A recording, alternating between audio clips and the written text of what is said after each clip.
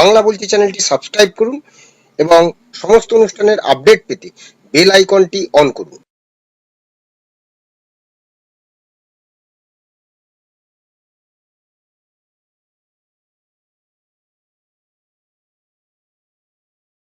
নমস্কার, বাংলা বলছি চ্যানেলে আপনাদের স্বাগত। আমি বিপ্লব দাস বলছিলাম।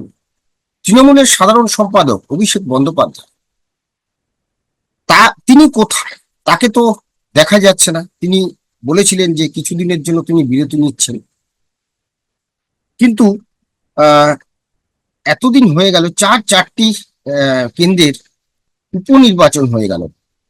ধূপগুড়ি উপনির্বাচনে আমরা দেখেছিলাম অভিষেক বন্দ্যোপাধ্যায়কে মুখ্য ভূমিকায়, এবং বিজেপি থেকে সেই ধূপগুড়ির আসনটি তৃণমূল ছিনিয়ে নেয় এবং প্রাণপাত পরিশ্রম করেছিল। কিন্তু সেই ধূপগুড়ির উপনির্বাচনে যে ভূমিকায় অভিষেক বন্দ্যোপাধ্যায়কে দেখেছিলাম, 2024-এর লোকসভা নির্বাচনে ফল প্রকাশ হয়েছে 4 জুন। তারপর থেকে তিনি একটি বিবৃতি দিয়েছিলেন তিনি কিছুদিন বিরতিতে গেছেন। কিন্তু তারপর আমরা যে যে বিষয়গুলো দেখছি, তার মধ্যে অন্যতম একটা হচ্ছে 21শে জুলাইয়ের ইভেন্ট, এবং আরেকটি হচ্ছে যে গতকালই হয়ে যাওয়া যে 4টি কেন্দ্রের উপনির্বাচন। সেই 4টি কেন্দ্রের উপনির্বাচনে অভিষেক বন্দ্যোপাধ্যায়ের কোনো ভূমিকাই ছিল না। না তিনি কোথাও গেছেন, না তিনি কোথাও বিবৃতি দিয়েছেন। মমতা বন্দ্যোপাধ্যায় যাননি। স্থানীয় নেতাদের উপর ভরসা করেই কিন্তু এবারের এই 4টি উপনির্বাচনে প্রতিদ্বন্দ্বিতা করেছে তৃণমূল কংগ্রেস। আমরা দেখেছিলাম যে মানিকতলার জন্য মমতা বন্দ্যোপাধ্যায় অতীন ঘোষ, কুণাল ঘোষ এবং পরেশ পালকে নিয়ে একটা কমিটি গড়িয়ে দিয়েছিলেন, তারাই নির্বাচন পরিচালনা করবেন। অন্যদিকে পার্থ ভৌমিক এবং অন্যান্য কয়েকজন নেতাদের দিয়ে বাগদা বিধানসভার উপনির্বাচন সামলানোর দায়িত্ব দিয়েছেন। অন্যদিকে রানাঘাট দক্ষিণ, সেখানেও কিন্তু তৃণমূলের স্থানীয় নেতৃত্বের উপর নির্ভর করেছে। এবং উত্তরবঙ্গে রায়গঞ্জ আসনটি উপনির্বাচনী বিধানসভার, সেখানেও কিন্তু স্থানীয় নেতাদের উপরেই নির্ভর করছেন। সেখানকার কানায়ালাল আগরওয়াল রয়েছেন, তাদের উপর নির্ভর করেই এই নির্বাচনে প্রতিদ্বন্দ্বিতায় নেমেছে তৃণমূল কংগ্রেস। এবং অভিষেক বন্দ্যোপাধ্যায়ের কোনো ভূমিকা কিন্তু এখানে দেখা যায়নি, যে ভূমিকাগুলি আমরা দেখেছিলাম লোকসভা নির্বাচনে বা অন্যান্য উপনির্বাচনের ক্ষেত্রে।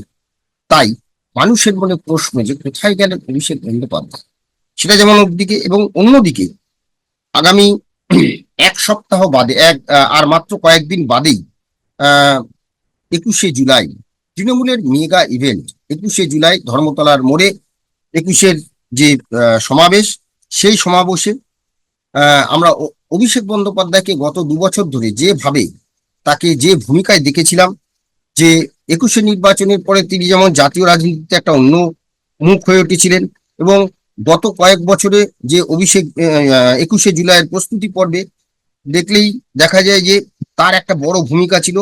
তিনি জেলায় জেলায় গিয়ে প্রস্তুতি সভা করেছেন, ব্লক ধরে ধরে কর্মী সমর্থক, বাস, টেম্পো, ট্রেনের হিসাব চেয়েছেন। তারপরে কলকাতায় 21শে সভার আগে যে বিষয়গুলি সব থেকে নজর কাটতো তাদের মধ্যে সেগুলো তিনি দেখভাল করতেন অভিষেক বন্দ্যোপাধ্যায়। বিশেষ করে Salt Lake, central park, Gitanjali stadium, Khudiram অনুশীলন কেন্দ্র, অর্থাৎ বিভিন্ন রাজ্যের বিভিন্ন জেলাগুলো থেকে যে সমস্ত কর্মী সমর্থকরা এই যে 21শে জুলাই, যেটা বলা হয় যে 21শে জুলাই মানে তৃণমূলের একটা আবেগের দিন, তৃণমূলের আবেগের দিন 21শে জুলাই, এবং রাজ্যে নানা প্রান্ত থেকে, দূর দূরান্ত থেকে কর্মীরা 2-3 দিন আগে চলে আসেন এই 21শে জুলাই সমাবেশে যোগ দেবেন বলে। এবং তারা এসে এই Gitanjali stadium, Salt Lake central park, Khudiram অনুশীলন কেন্দ্র সহ নানা জায়গায় যে ক্যাম্পগুলো হয়, সেখানে থাকা খাওয়ার বন্দোবস্ত কর্মীদের, হ্যাঁ, এবং তাদের গিয়ে উৎসাহিত করা, এটা কিন্তু ঘুরে ঘুরে দেখতেন অভিষেক বন্দ্যোপাধ্যায়। কিন্তু জানি না যে 21শে জুলাইয়ের সেই যে মেগা ইভেন্ট শুরু হয়ে গেছে, সেখানে তো তার দেখা নেই। এবং শুধু তাই নয়, যে বিভিন্ন রাজ্যের যেখানে যেখানে যে ব্যানার, পোস্টার, সেখানে কিন্তু মমতা বন্দ্যোপাধ্যায়ের সঙ্গে অভিষেক বন্দ্যোপাধ্যায়ের ছবি দেখা যেত। এবারে কিন্তু শুধুমাত্র মমতা বন্দ্যোপাধ্যায়ের ছবি। তাহলে কি এবার অভিষেক বন্দ্যোপাধ্যায় অনুপস্থিত থাকবেন? এটা নিয়ে জল্পনা। কারণ যে 4টি উপনির্বাচন, সেখানে যেমন তার কোনো ভূমিকাই ছিল না, এবং তেমনি 21শে জুলাইয়ের মঞ্চে অভিষেক আদৌ থাকবেন তো? এবং সেটাও দলের একাংশের মধ্যে উৎকণ্ঠার স্রোত বয়ে দিচ্ছে। কারণ গত 3 বছর ধরে তৃণমূলের রাজ্য সংগঠন অভিষেকই দেখছেন দলে অনেকেই রয়েছেন যারা অভিষেকের আশ্রয়ে বড় ও সমৃদ্ধ হয়েছেন, অর্থাৎ দলের সংগঠনে যারা পদ পেয়েছেন বা মন্ত্রিসভায় পদ পেয়েছেন, তাদের নেতা যদি এরকম নিষ্ক্রিয় থাকেন তাহলে বা তাদের দূরে দূরে থাকলে এই যে যারা অভিষেকের কাছ থেকে যে তাদের সমৃদ্ধ হয়েছেন বা আশ্রয়ে বড় হয়েছেন, তারা তো বিপন্ন বোধ করবেন এবং সেটাই স্বাভাবিক। তাছাড়া প্রশাসন ও সংগঠনে একটা ঝাঁকুনি দিতে মমতা বন্দ্যোপাধ্যায় নিজেই যেভাবে প্রতিদিন তিনি বৈঠক করছেন এবং হাল ধরেছেন, তাতেও কিন্তু একটুখানি শঙ্কায় রয়েছেন অভিষেকপন্থী নেতারা, তাই কি? লোকসভা ভোটের পর, যদিও লোকসভা নির্বাচনের পরপরই অভিষেক বন্দ্যোপাধ্যায় কিন্তু সবাইকে জানিয়ে সাংগঠনিক দায়িত্ব থেকে স্বল্পকালীন বিশ্রাম নিয়েছেন। সূত্রের খবর যে তিনি নাকি চিকিৎসার কারণে দেশে নেই, কিন্তু আমরা জানি না এটা সত্য মিথ্যা, আমরা জানি না। কিন্তু বেশ কয়েকটি সংবাদ মাধ্যমের থেকে দেখছি যে যেখানে বলছেন যে অভিষেক বন্দ্যোপাধ্যায় চিকিৎসার কারণে হয়তো বিদেশে গেছেন বা তিনি দেশে নেই এবং 21শে জুলাইয়ের আগে তিনি ফিরবেন কিনা তারও কোনো নিশ্চয়তা নেই। হ্যাঁ, এবং এও জানা যাচ্ছে যে তিনি যাতে 21শে জুলাইয়ের মঞ্চে থাকেন সেই জন্য দলের তরফে তাকে বোঝানোর চেষ্টা হচ্ছে। এখন আমরা জানি না যে কালীঘাটের যারা ঘনিষ্ঠ তাদের কয়েকজনকে আবার বিভিন্ন সংবাদ মাধ্যমে তাদের নাম প্রকাশিত না হলেও সেখানে শোনা যাচ্ছে যে আহ সাময়িক কোনো মতান্তর হয়তো অভিষেকের সঙ্গে হয়েছে। অভিষেকের বয়স কম, রাজনীতিতে জেদ ও রোমান্টিকতা ঢুকিয়ে রয়েছে, ভুলে গেলে চলবে না তিনি মমতা বন্দ্যোপাধ্যায়ের ভাইপো, অর্থাৎ এটা কয়েকজন নেতার মন্তব্য। সুতরাং জেদটা তিনি দিদির থেকে পেয়েছেন। আশা করা হচ্ছে দ্রুত এর মীমাংসা হবে এবং 21এর মঞ্চে শেষমেশ দেখা যাবে অভিষেক বন্দ্যোপাধ্যায়কে, না হলে হয়তো ভুল বার্তা যাবে।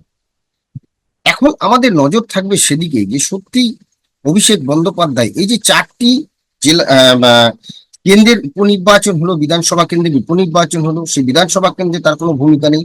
শুধু তাই নয়, দলের সর্বভারতীয় সাধারণ সম্পাদক হিসেবে তিনি যে বিবৃতিগুলো দেন সেই বিবৃতি কিন্তু আমরা ইতিমধ্যে পাচ্ছি না। তাহলে কি তিনি দেশের বাইরে? সত্যি সত্যি কি তিনি দেশের বাইরে? সত্যি সত্যি তাহলে সাময়িক বিরতি তিনি নিয়েছেন? তিনি আপাতত আর রাজনীতি ছেড়ে তিনি তার শারীরিক যে চিকিৎসা তাই নিয়ে ব্যস্ত থাকছেন, তাই কি তিনি এই দূরত্ব করেছেন? এটা কিন্তু শুধু সংবাদ মাধ্যমের প্রশ্ন নয়, এটা কিন্তু তৃণমূলের আপামর কর্মী সমর্থকদের মনে প্রশ্ন। এটা প্রশ্ন কিন্তু তৃণমূল সমর্থক যারা অভিষেক বন্দ্যোপাধ্যায়ের অনুগামী, শুধু তারাই নয়, যারা অভিষেক বন্দ্যোপাধ্যায়ের অনুগামী নয়, মমতার অনুগামী, তাদেরও কিন্তু প্রশ্ন যে কেন এই দূরত্ব, এই দূরত্বের পেছনে কি কারণ আছে? লোকসভা নির্বাচনে যেটা 29টি আসন পেয়ে যে সাফল্য অভিষেক বন্দ্যোপাধ্যায় এনে দিয়েছেন, তারপরে কেন এই দূরত্ব?